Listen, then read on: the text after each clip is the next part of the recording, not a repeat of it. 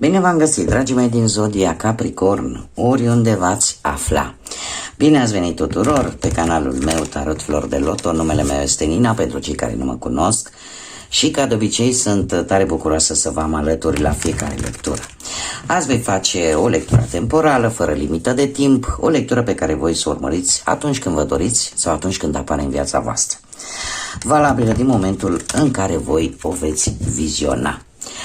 Așa că, dragilor, puteți să completați, în cazul în care nu vă regăsiți în această lectură, o puteți completa cu vizionarea celorlalte zodii care pentru voi pot reprezenta poate ascendentul, Luna, Venus sau oricare altă planetă importantă din cartea voastră astrală. De asemenea, nu trebuie să uitați un aspect important, și anume faptul că voi sunteți stăpânii propriei voastre vieți, voi vă decideți viitorul, așa că, dragilor, luați decât acele mesaje care rezonează cu voi, iar restul lăsați-le să zboare în univers. Așa că, dragilor, cei care aveți Soare, Lună, Venus sau ascendentul în Zodia Capricorn, această lectură este de asemenea și pentru voi. Și haideți să vedem, să nu mai pierdem timpul și să vedem care este energia voastră. Iluzie optică. Se pare că sunteți într-o energie în care nu vedeți voi exact totul foarte clar. E ca și cum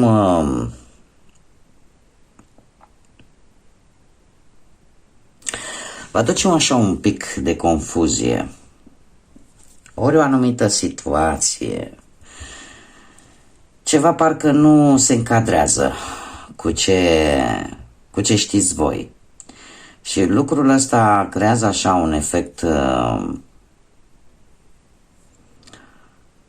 un efect neclar. E posibil, nu știu, ca o anumită situație să vă dea bătăi de cap, pentru că ori nu o puteți vedea clar, ori aparent această situație este așa, ca un miraj într-un deșert. Și avem semnul Vărsătorului. Nu știu, poate să fie legat și de ceva legat de internet, posibil. Haideți să vedem ce ne spune Lenormand, care este situația actuală. Posibil ca unii dintre voi, nu știu, să traversați o perioadă destul de... Da. Același lucru aș spune, avem Luna. Dragilor, sunteți... Cărțile nu sunt rele. Cel puțin situația actuală, din ce văd eu aici.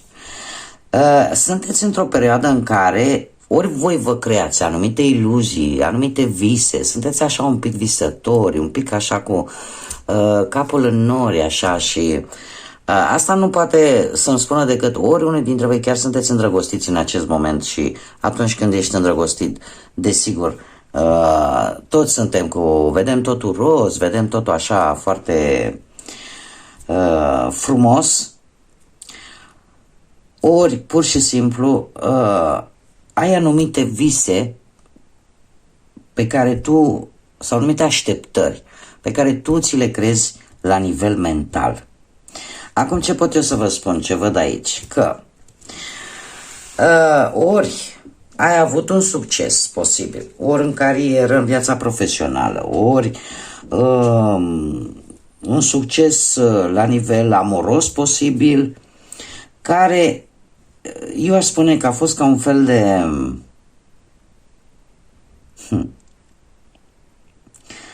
de cadou, ceva care a venit în viața ta așa, te-a luat și ai zis, domne, sunt cel mai fericit. Poate tocmai de aici și această senzație de visare. Și se pare că a fost într-adevăr ceva care ți-a adus fericire. Cel puțin asta mi-arată cărțile. Sunt 3 cărți pozitive și care pe o perioadă mai lungă, dacă nu a venit, nu va dura foarte mult. Maxim o lună de zile, aș zice. Ca toate aceste lucruri pozitive, e ca și cum visele care tu le-ai avut în mintea ta devin realitate. Ceva se schimbă dar într-un mod foarte pozitiv. Și indiferent de ce aspect al vieții vorbim. Că vorbim de parte profesională, materială sau amoroasă, e ceva care îți aduce foarte mult optimism. Poate unii dintre voi reușesc să sunt ghidați pur și simplu.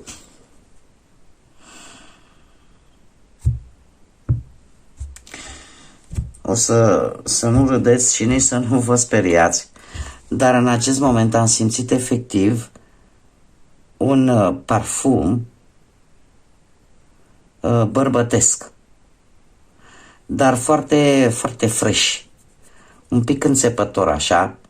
Nu știu dacă pentru cei care aveți deja o vârstă, era de mult un aftershave brăduț, chiar avea o formă de brăduț cu care cel puțin tata, părintele meu, când se bărbărea să dădea cu el. Acest miros mi-a venit în acest moment. Nu știu dacă vă spune ceva, dar nu este întâmplător. Și sunt sigură că acest aspect, unora dintre voi, e posibil să le spună ceva. Mi se mai întâmplă și eu iau în calcul toate aceste lucruri când mi se întâmplă. Pentru că nimic nu este întâmplător și vreau să vă spun că, cel puțin în cartomanție, coincidențele nu există. Pe partea profesională, avem încheiere de etapă, ceva care s-a terminat în viața voastră și s-a concluzionat. Asta v-a adus un succes pe care îl vedem. Se repetă această carte. Comunicare foarte bună și foarte rapidă. Dragilor, cu lumea, pe partea asta profesională, în sfârșit vezi rezultate bune. Posibil unii dintre voi chiar să fi făcut o călătorie, poate în străinătate, pentru a obține un job sau, cum să zic eu, să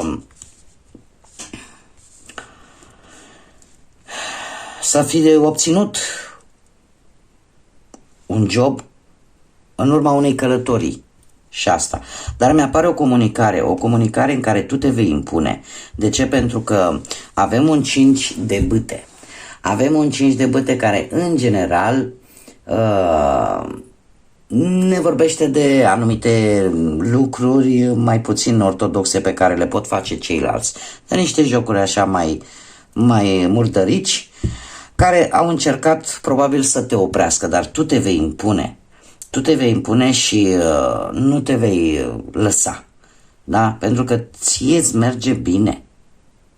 Deci ție îți merge bine. Cei care vă regăsiți în această lectură,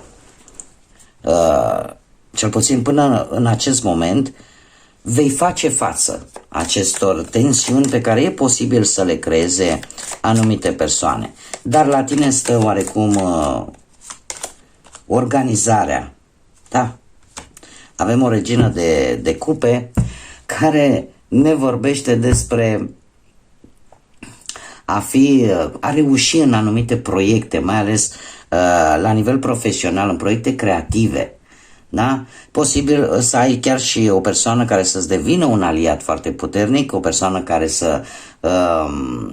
importantă și care te poate ajuta în obținerea tu îți dorești sau în calmarea acestor spirite, da, care cam joacă murdare. Posibil unii dintre voi, nu știu, să dați vreun interviu, să aveți așa o comunicare pe internet, să faceți vreun interviu, poate chiar online, și să fie mai mulți concurenți decât în mod normal.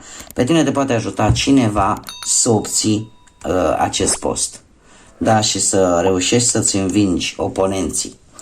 În general, pe partea muncii, dacă nu vorbim de un nou job, cam același lucru, sunt persoane la locul de muncă unde tu lucrezi care așa măcăne mult, vorbesc mult și creează așa o stare de tensiune un pic la locul de muncă, dar se pare că tu ești destul de capabilă să le cam închizi gura. De ce? Pentru că regina de cupe, în afară că poate reprezenta o energia unei persoane, ea ne vorbește foarte mult de cum să spun eu, de a ști, de a folosi diplomația și a ști cum să gestionezi o situație conflictivă. Da? Are această capacitate, da? Să liniștească apele. Așa că e de bine. Haideți să vedem pe partea asta materială. Pe partea materială avem un rege de spade, un 7 de cupe,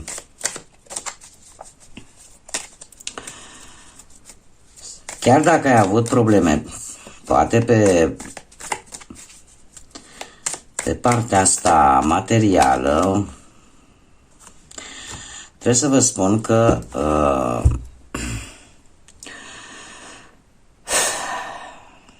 cumva ai știut, ai înțeles pe deplin cam care este situația și ți-ai făcut un plan de redresare financiară, un plan foarte bun în care cu acest 7 de cupe aș spune că e posibil să fi întors spatele unor propuneri care ți s-au părut înșelătoare, pe care care nu prezentau credibilitate, pur și simplu nu ți inspirau credibilitate și le-ai întors spatele. Optul de cupe, de asemenea, ne mai poate vorbi de asumarea unui risc.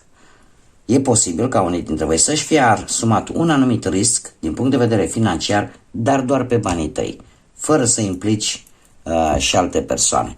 Acum, sau o vei face, dar doar pe banii tăi. Adică nu vrei să implici alte persoane. Și din câte vedem aici, cum am mai spus, ai refuzat niște oferte. Da, pentru că vrei stabilitate. Și nu mă miră, dragilor, pentru că voi în general sunteți interesați de această stabilitate economică. Avem un 4 de monede care ne vorbește despre nu prea dai drumul ușor la bani, da? Și cumva aș zice că în următoarea perioadă nu vor fi probleme vis-a-vis de acest aspect. Da? Nu reușește nimeni, nu prea dai așa, foarte greu accepți anumite oferte care ție nu prezintă încredere pentru tine. Și chiar dacă vei face o anumită investiție, îți vei asuma un risc, o vei face doar pe banii tăi în cazul în care cumva e să nu pierzi banii altora. Dar se pare că nu, pentru că vei ține de bănuți. Așa că pe partea asta financiară, dragilor, nu apar schimbări foarte mari. Pe partea dragostei avem așa, un paș de bâte, un 9 de monede, cum altfel. Dragilor, avem soarele și un paș de spade. Acest paș de bâte, pe partea dragostei, îmi vorbește de o veste bună pe care o poți primi, mai ales cei care aveți o relație, o poți primi de la persoana perechea ta, care vine cu o reușită la nivel personal, care vă va bucura și vă va aduce așa o stare de fericire, de liniște în relație. Iar acest paș de spade, aș spune că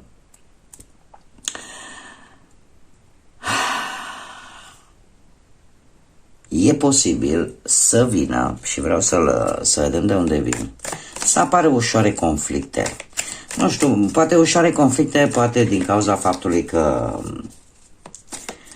nu vă bucurați de reușita partenerului sau a partenerei, dar se mai întâmplă din cauza unei comunicări. E posibil să apară mici neînțelegeri, nu e nimic grav, pentru că le veți rezolva, va exista comunicare, să apară așa mici răcâieli, dar nimic important. Cei care sunteți singuri, aș spune că posibil să apară o persoană sau chiar a apărut o persoană tânără în viața voastră, mai tânără decât voi, o persoană destul de aventuroasă, de energică, și care cumva te va atrage foarte mult atitudinea acestei persoane și nu neapărat aspectul său fizic. 9 de monede vine cu o dragoste foarte intensă, da? Cu această atracție de care v-am vorbit acum câteva secunde, da? Este ceva foarte... Atitudinea acestei persoane te va face să o îndrăgești poate și să înceapă o relație care desigur îți va da foarte mult optimism și de asemenea aș mai spune cu acest paș de spade că trebuie să aveți răbdare. Trebuie să aveți răbdare și să nu grăbiți lucrurile, pentru că cu comunicarea se trece marea, da? Deci și răbdare de asemenea. Deci răbdare, să încercați să comunicați cât mai sincer, cât mai convingător, pentru că într-adevăr pentru unii dintre voi această persoană e ca și cum ar veni un soare în viața voastră. Și în momentul în care descoperi o persoană care tu simți că îți corespunde, ai teama aia de a nu o pierde și încerci fără să vrei să grăbești lucrurile. Doar că de multe ori grăbind lucrurile nu facem altceva decât să ne cam autosabotăm, să cam ne punem bețe în roate, așa. Da, așa că încercați să aveți răbdare, să lăsați ca totul să se desfășoare așa în timpul său divin, așa cum trebuie și în felul ăsta cu comunicare, cu înțelegere, puteți să mergeți înainte. Haideți să vedem ce mesaj are acest oracol al fazelor lunare pentru voi, dragilor din Capricorn.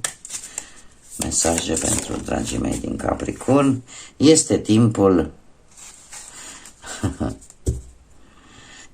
să dăruiești. Este un timp în care ar trebui să dăruiești decât să primești. Și avem o lună nouă în Fecioară. Da, să nu țineți cu dinții, poate de sentimentele voastre, aș spune. Este un bun moment să dăruiți. Haideți să vedem mesaj, te rog. Chiar două, ia să vedem ce avem aici. Emoții care ajung, se vor ridica la un nivel foarte înalt și visele tale au nevoie de un plan practic.